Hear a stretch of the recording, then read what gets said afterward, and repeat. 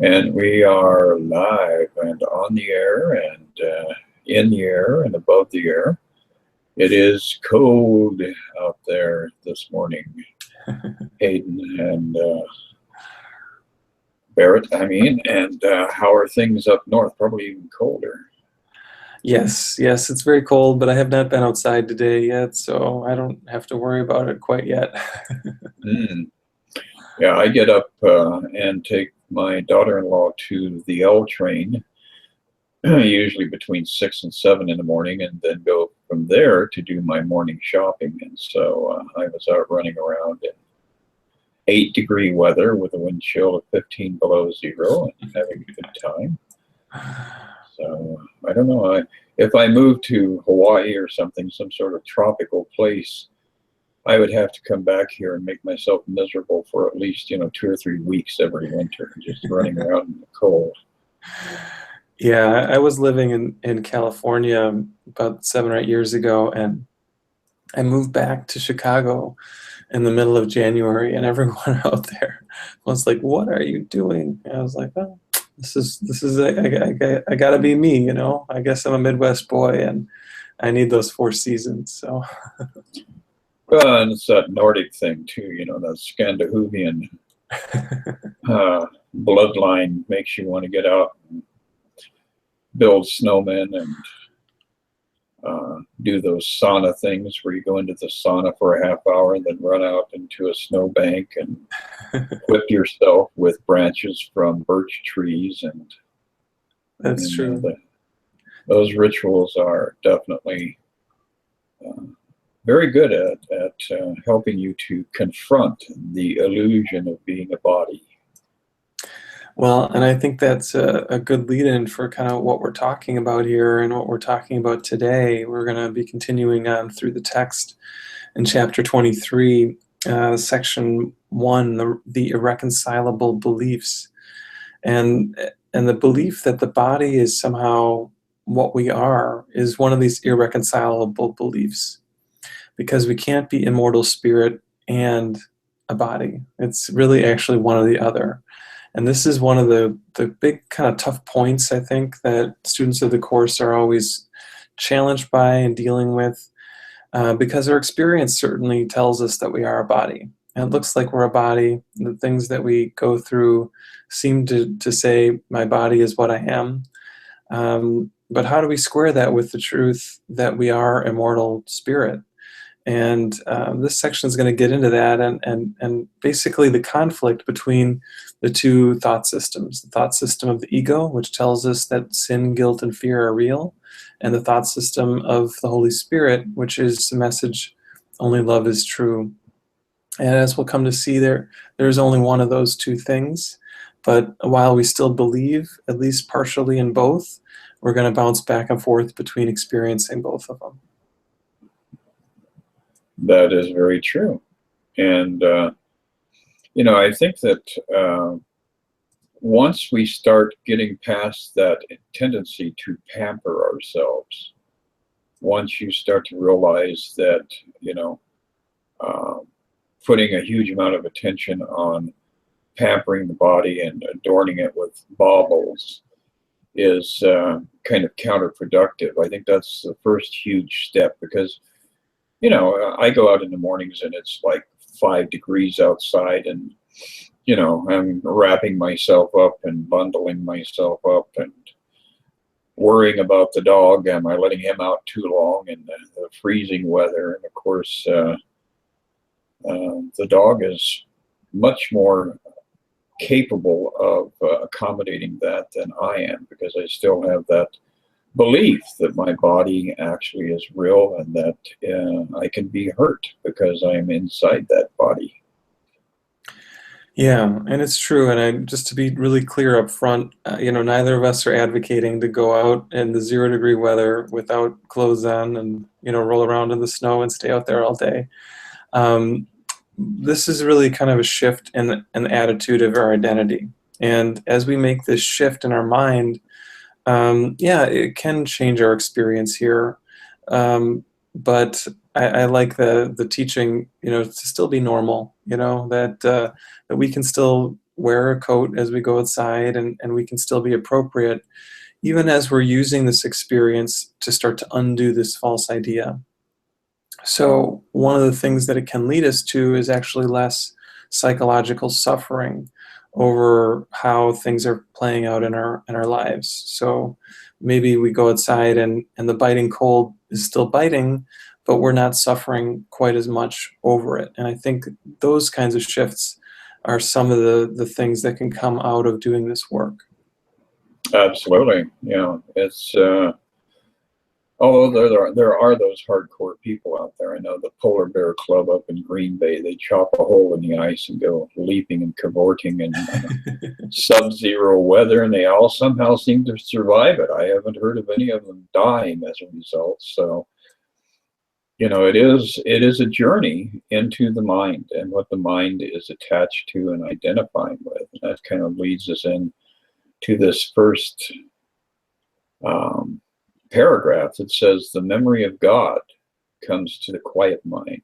So our little active minds, when we're defining our reality and telling ourselves, oh, I'm hot, I'm cold, I'm happy, I'm sad, I'm hungry, whatever, that's blocking out the memory of God.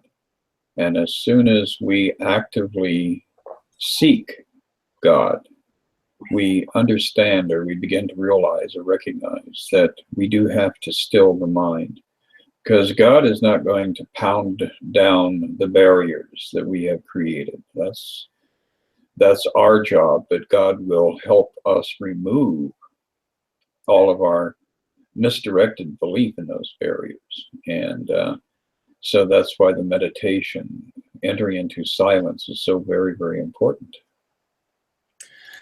Yeah, yeah. I sometimes think of the ego as sort of like the surface of the water. When the wind blows and the waves get choppy, there can be even white caps and a lot of froth on the surface. And on a very deep level, there's calmness below that surface layer. And I think that's really what this is pointing towards for us, is that we want to go below the storm. We want to go below that kind of frothy energy that often shows up in our life, and find that place of peace that is below that. So as Jesus says a little further down, do you not realize a war against yourself would be a war on God? Is victory conceivable? And if it were, is this a victory that you would want? The death of God, if it were possible, would be your death. Is this a victory? The ego always marches to defeat because it thinks the triumph over you is possible, and God thinks otherwise. There is no war, only the mad belief the will of God can be attacked and overthrown. You may identify with this belief, but never will it be more than madness. So as we're sinking below that kind of frothy level into this more peaceful layer, what he's telling us here is that chaos, that conflict, that feeling of opposition and struggle and strain is not actually the truth. And it doesn't exist in heaven. And our work is to come to really start to accept that, and not just to think it intellectually, but to have the experience of the peace of God as we go through our days and our lives. Absolutely. And, it's an interesting idea that's introduced, well, throughout the course, but especially very, very,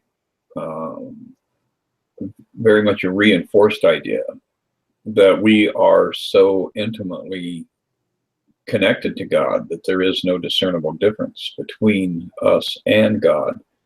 The minute we step out of our ego state, our belief that we have separated ourselves or created ourselves in our fantasized image and likeness, which is vulnerable to virtually everything that we're surrounded by. We've got germs, we've got bugs, we've got poisonous snakes, we got man-eating lions, and all of these horrific possibilities for self-extermination, for extinction. And yet here it clearly states that we are one with God, and most assuredly not vulnerable to any of this material world's resources to attack us or to attack God. So it's becoming, very clear as we ponder these ideas that we are, the more transparent we are, the more that we are aligned with our God consciousness, because things pass right through us. They have absolutely no effect on us as we move deeper and deeper into the recognition of our intimacy with God. Yeah.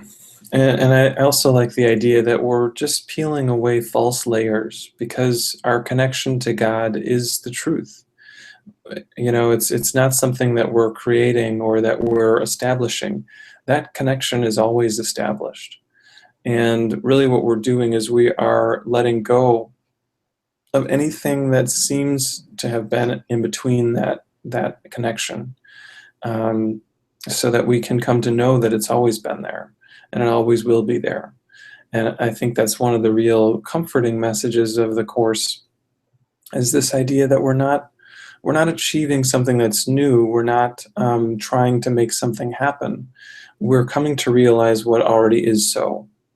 And what is so is that we are one with God, that there is no discernible difference, as you're saying, Chris, and that any sort of boundary or barrier between us and God is really just an illusion.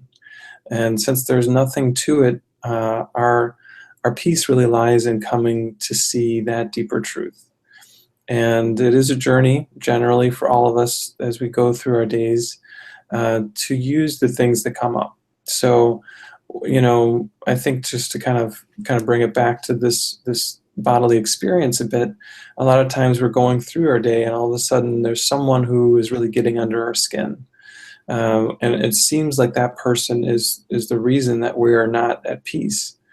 But what we come to see is that that's not the case, that that lack of peace was already within us, and we were just pushing it out or projecting it onto that person or circumstance. And then our work comes into over and over and over again, bringing that sense back, bringing that projection back into the mind, and seeing that there is nothing there that can really take away our peace. And I think that's really a message of kindness and love. And it's the result of what happens when we choose the Holy Spirit again and again and again. Absolutely, yes. And, when we move down to this third paragraph, a very beautiful line here, a very illuminating line comes up. Be certain that it is impossible God and the ego, or yourself in it, will ever meet. So as long as we are projecting our consciousness out of our truth, as long as we're aware of or absorbed in the activities and the functions of the body, we have removed our awareness away from God into such a remote fantasy that God could never conceive of, much less experience that realm. So when we identify very heavily with the ego, God is not aware of our ever having left in the higher sense, but we have created a disconnect for ourselves.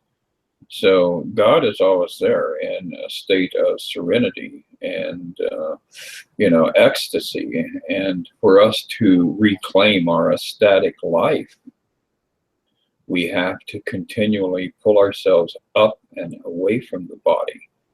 We can enjoy the beauty of experience in the body and using the body for communication. But if we get down and dirty and get invested and get to the point where we imagine ourselves to be 100% body or 90% body or 80% body and a minimal amount of spirit, then we really confuse ourselves. We don't really, in the highest sense, we don't hurt ourselves, but we do confuse ourselves And that confusion can show up in our lives as the appearance of pain, the appearance of suffering, the appearance of all of these various illusions about the bodily experience. Yeah, the most repeated line in the course in the workbook is, "I am not a body, I am free, for I am still as God created me." And I think the reason it's repeated over and over and over again is because it takes a repetition for us to get this idea. And our ego is very threatened by this thought because the ego, it seems to have a quote unquote safety in the body. The ego wants us to believe in the body because the body, is the seeming source of a lot of suffering. And that suffering is really what keeps the ego in place. But what we're coming to see is that the body is not really the source of suffering because the body is not real. So where is suffering then? Suffering is in the mind. And it's actually good news when we start to see that, because that means that we can start to change our mind about this choice that we've made, because the problem is not even the ego as we're talking about it. The problem is that we're believing in the ego. And as we relinquish our belief in the ego loses any power that it has. And just like a dream that we really don't believe in anymore, it can be, seemingly threatening and scary. But if we know it's just a dream, then all of a sudden we're like, okay, well, yeah, that looks kind of upsetting, but it's not the truth. And we can start to have that experience even with the things that are unfolding in our daily lives as we come to know that this too is actually a dream. Yes, and it is, the deeper you get into the understanding of this, it's not even really a shared dream in the strictest sense, because there's only one dreamer. So there, within that realm of oneness, the illusion of separation and individuation and 7.5 billion people on the planet starts to collapse, and we start to really get more and more into that deeper mystical understanding that everything that's going on is happening within the realm of mind. But more importantly, there is really only one participant on this stage of life. And all of these journeys of the hero, all of these different adventures where the ego is always the savior of the world, either that or the ultimate damning force moving through the world and destroying it. All of our fantasies within the dream, it all comes back to the fact that there is only one dreamer and there is only one dream. And that actually fits really nice into the next paragraph too, which says, "Brother, the war against yourself is almost over. The journey's end is at the place of peace." And I think he's really helping us to see that, just like you're saying, every conflict we've ever had has only been with ourselves. And every pain that we've ever experienced has only ever come from this mistaken thought in our mind of suffering. And as we relinquish this thought and take the Holy Spirit's hand once again, we step into this experience more and more and more solidly of knowing that nothing can shake this peace.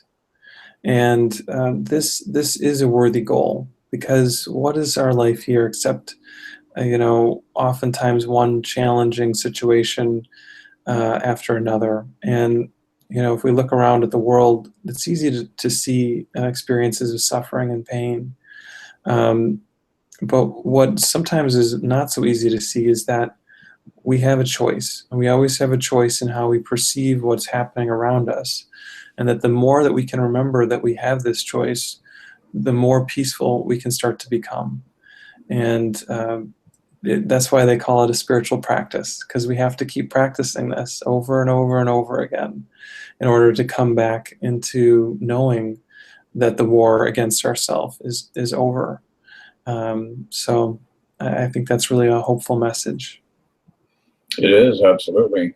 And it's that old line, practice makes perfect. And then there's that admonition from Jesus, and I think it's in Mark, and I think it may be in Luke also, where he admonishes the people around him to be ye therefore perfect, even as your Father in heaven is perfect also. So one of our most cherished lines is, well, nobody's perfect. And the reality is, when we step out of our ego, bam, you are perfect. And all of the illusions of imperfection vanish, collapse. They are distilled and scattered into the wind, because you have reclaimed the truth of who you actually are. And in that paragraph that you started there, Barrett, it says a little bit further down, this enemy you fought as an intruder on your peace is here transformed before your sight into the giver of your peace. Your enemy was God himself. Now this is what's really interesting.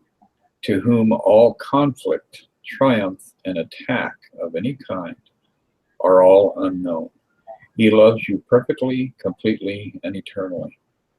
So all of the imagined sins, all of the gore, all of the hideous things that we believe we have done to each other and attempted to do to God, God was oblivious to that to begin with. So, it's only our need to inflict punishment on ourselves for having a stupid dream that creates all the pain and sorrow and anguish that this world exhibits. And so it is a journey into serenity, and a journey into that peace that passeth understanding, as Jesus was so fond of saying. Once we start to make that journey, the load becomes lighter with every cycle of the seasons, with every new moon and full moon and equinox and solstice. We can feel ourselves starting to step into a higher realm, and starting to feel that liberation from guilt and fear, and ultimately from the anticipation of death. Yeah, that's a beautiful way for us to think about this. And as we choose that thought system of love again and again and again, we inevitably let go of that whole ball of wax of pain and suffering. So as we're heading here into the new year, I think it's really nice for us to remember these ideas, and to let this be an intention of ours, that we be more and more consistent with choosing the Holy Spirit's hand, and to know that it's actually a benefit for us, because the more that we make that choice, the more our experience becomes one of peace. And as Chris was saying, there's no one else out there anyway, so you might as well do this for you. Give yourself this gift, because you are worthy of the result. You are worthy of the love that you will come to know is your truth. So I like to think of that as maybe a little thing to remember for 2017 and obviously beyond.